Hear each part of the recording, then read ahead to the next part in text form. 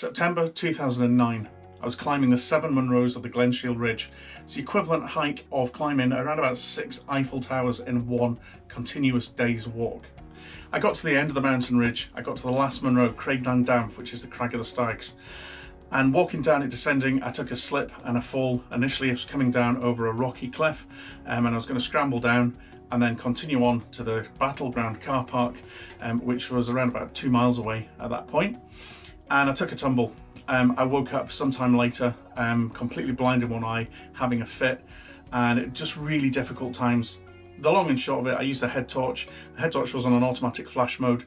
The reason I used that was because I had a nasty big tear across my head. I've got a nice little Harry Potter scar here. And basically there was so much going on here that I used a spare hat, used my head torch just to hold everything together and to keep it out my face. I was by myself. There was no phone reception.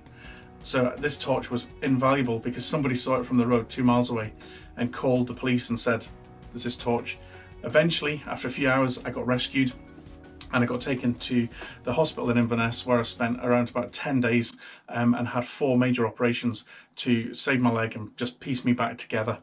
The injuries that I acquired that day were, I'd landed so hard on my foot that I gave myself what's called a tibial plateau fracture, which is the top half of my tibia bone below my knee. It just smashed off as it tried to come through the side of my leg. And it also fractured different parts of my skull and tore the skin on my head as well. This led to nerve damage. I had all really strange feelings down the side of my face and towards my lips, and never thought about trumpet playing. Once I got out of hospital and I got home, I got a phone call, I got a gig, and just stupidly accepted it. I didn't think about it. I just thought, yeah, it's a gig, that's great. It was Christmas Oratorio by J.S. Spark, and this was September. This was October by this point, and I was thinking, I've got a couple of months, that'll be fine. I'm at home, I can, recover. I couldn't find anyone to help me. I asked for help. I asked lots of people. I emailed lots of people and asked for advice, and there was nobody there. So I used my experience as a brass teacher and some real common sense approach, and actually got myself back to playing better than I was before I fell down the mountain.